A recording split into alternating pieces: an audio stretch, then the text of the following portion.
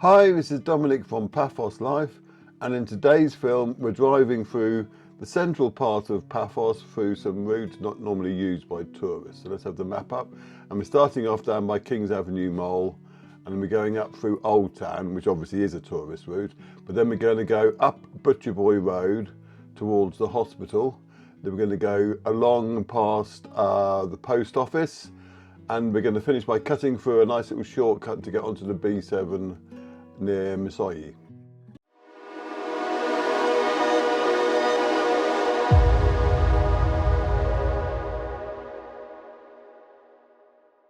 So yes, it's a bit of an unusual route for you today. And first thing I should do, of course, is apologise for the state of the bonnet, you can see. But it has been very dusty recently. Fortunately, the dust has cleared, but when the dust does clear, it tends to land on my bonnet. So, and as there are hosepipe bands, etc., it isn't looking as spick and span as I might have liked. But don't let that put you off. So anyway, we're going down the main coast road towards Kings Avenue Mall first of all. We started off by the bus station, and T for 2. And for a change this time, I'm actually driving, starting at the bottom and driving upwards. I normally do the other way round, but it was later in the day, so the sun was in a different position.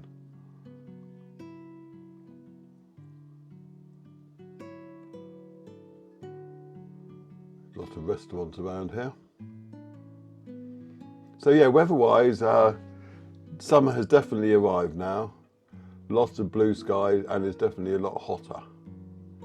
So make sure you've got plenty of sun cream with you and a hat for when you go outside, because you will surely need it, I can guarantee it, especially if you're a slaphead like me.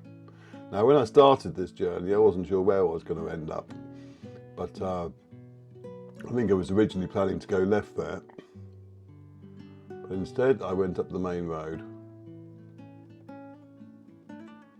There's a new car park on the right there, which is finally finished and open again, which is good to see, because there are lots of nice restaurants on the left here, and basically you park in the car park to use them, so it was a bit of a pain when they were building it, but it's all finished now. There's Cosmic Bowling on the right, and some weird shops, and there's Alpha Mega, and just after Alpha Mega is the new American University of Beirut, which, thanks to the anamorphic lens, you can see quite clearly now how nicely they've integrated the existing stonework with the new university. It's a lovely building, that is. And you can actually see what it looks like now. Now we're in a more retail area. There's an electric shop here where you can get all sorts of things for your phone, TVs and whatnot. I was going to say it's a bit like Dixon's, but that's just showing me age, isn't it really? Curry's, I guess. Right, now I'm having a bit of a final destination moment with this van in front of me. I'm sure you'll feel the same when that happens to you. So I give it a nice little bit of distance.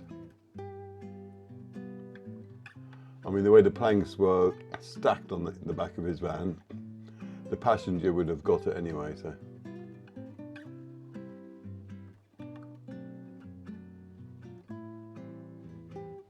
Some clothes shops around here.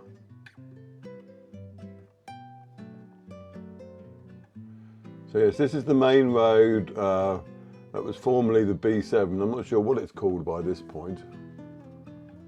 And if you stay on this, it does take you all the way up to Polis. But we won't be. There's Patch in the distance. Poor little Patch. He's still looking for his brother. Hello, mate. Oh, you want your seat? Since Mark died, he's taken to sitting in the seat next to where I sit. It's rather sweet, really. Yes, I know. Right, we've got Green Air coming up on the right. Go there for all your solar solutions. And you've got Muse Restaurant is to our far right. If you like our films, please do subscribe to our channel and share them far and wide. By now you know the routine. Click on any notification bells, etc. We're turning left here into Oldtown. If you want to help us out financially, go to our Buy Me a Coffee page at buymeacoffee.com/Paphos Life. and chuck us a few coffees. All coffees are, I can assure you, gratefully received. And zazzle.co.uk/store/Paphos/collections is where you can find our merchandise store now. I'll put the link up in the text for all them as well. And normally I position my merchandise titles, which you just saw then, but I forgot to in this case, which is why they came rather than abruptly. But we got through it. Right, we're just coming up to Cafe Nero and the viewpoint with the girl without the sparrow statue. It's there on the left. Oh, it's a lot easier with the anamorphic lens to give commentary to these sort of things because you can see them all properly.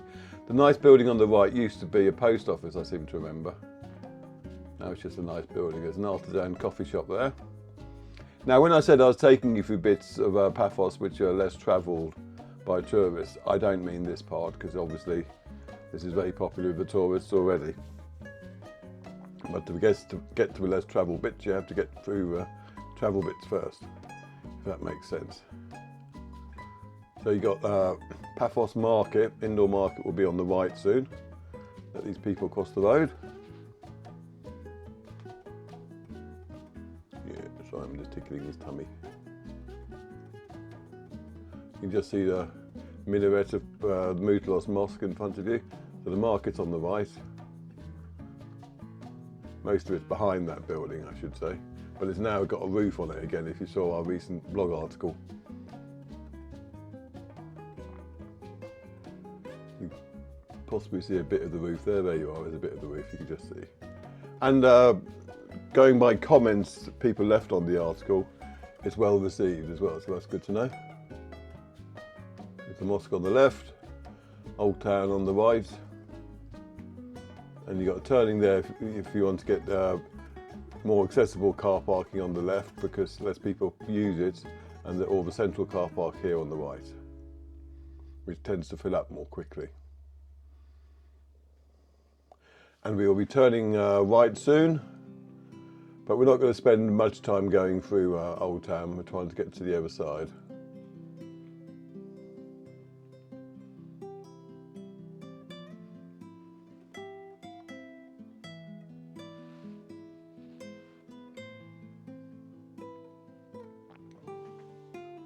So just wait for the car. Hello, Patch. Yes, I know. So we're going to be turning left here up into the bus station with even more of a car park. So you're getting the tour of the car parks here as well. There we go.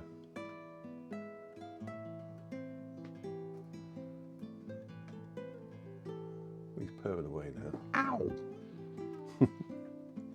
Playful nip.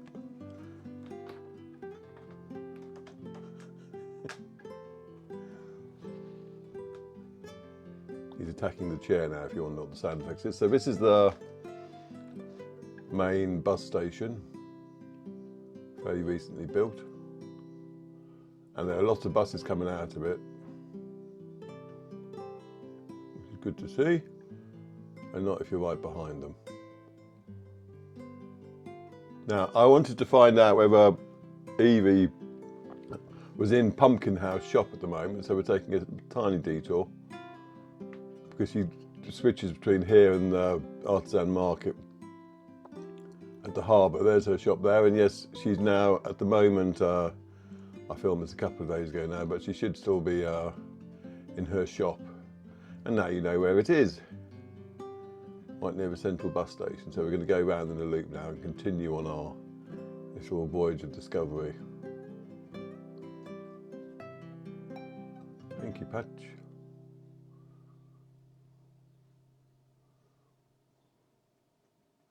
We had to take all of our other cats, Minxie, to the vet this morning because she'd dislocated one of her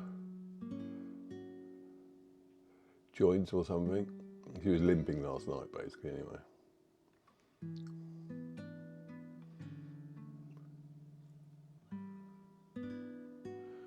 The vet's know us quite well, I guess. Right, so now we're coming up to Papantonio's roundabout and supermarket. Now, this Papantonio's isn't being converted to Sclemenitis yet. It looks like they're doing that one supermarket at a time, because at the moment, Actually, today, thinking about it, will be the opening day of the Slovenitis down in Costa Paphos, where Paphos used to be.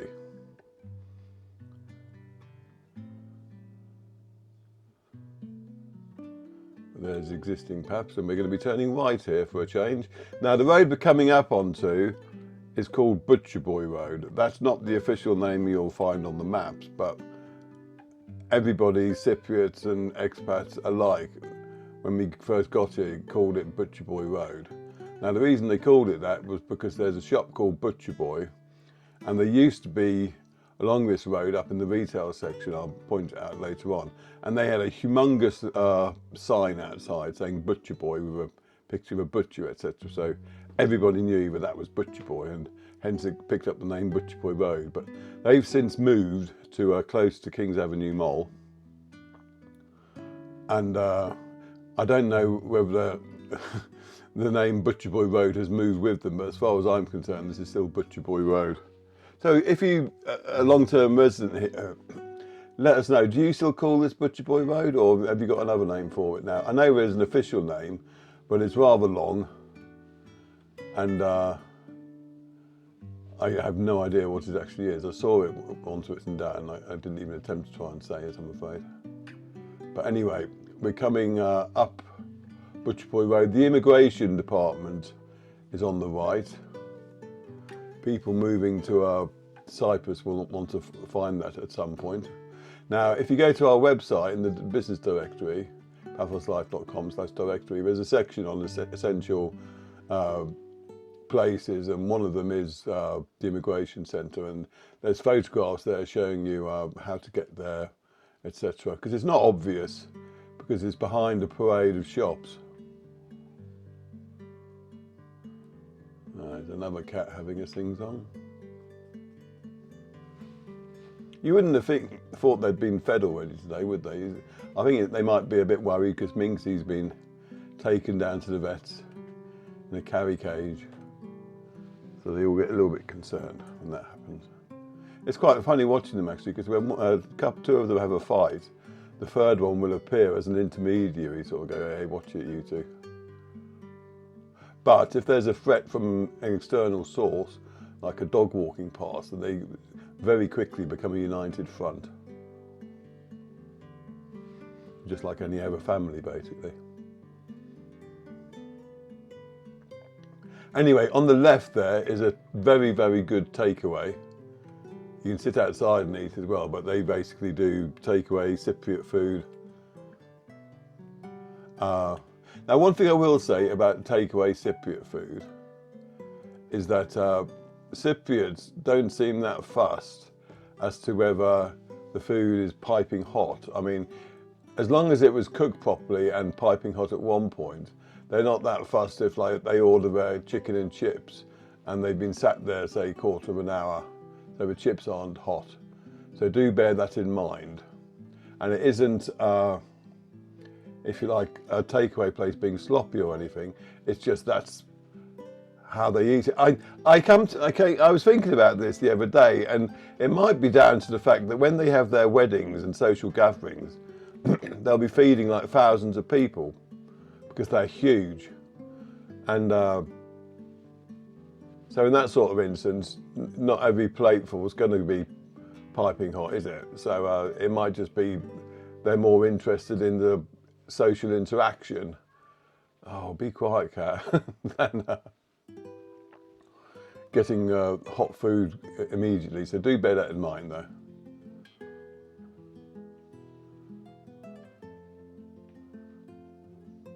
But there's Zorba's Bakery on the left. They're very popular as well, especially their carrot cake. I'm going to debate about that on comments. I'm still convinced that carrot cake does count as one of your 5 a day.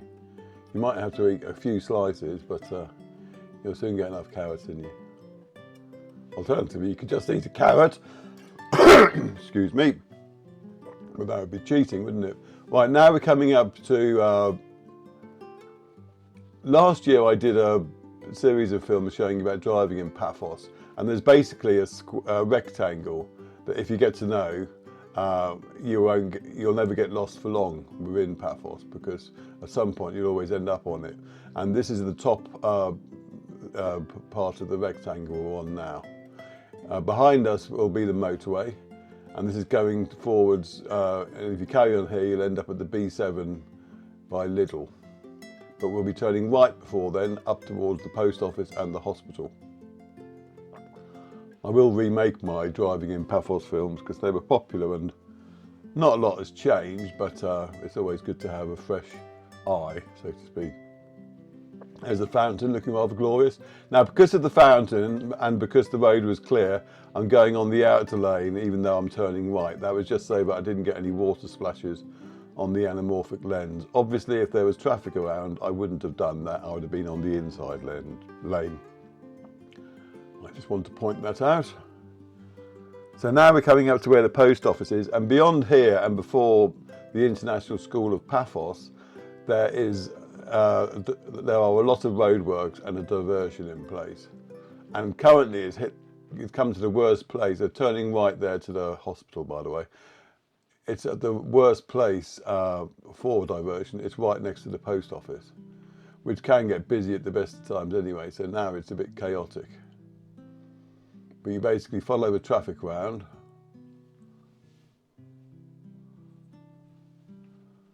Under normal circumstances, you just go straight up there, but we can't do that. Now, unfortunately, along the diversion route, there have been people parking and blocking it, which makes it even more chaotic.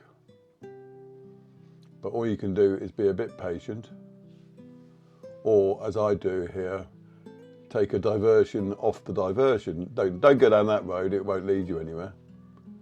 I speak from bitter experience. Stay on here.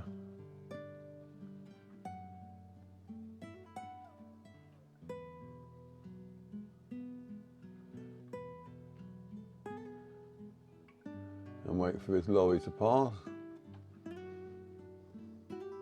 And make a go for it. See, those cars aren't parked illegally or anything, they're just parked on the side of the road. Because normally there's not a diversion, so it's not an issue, but at the moment. Anyway, I could see this traffic being annoying, so I turned left here, because I know this route, because I put it all on Google Street View a few years ago. So I know I can get around all that traffic by going left here.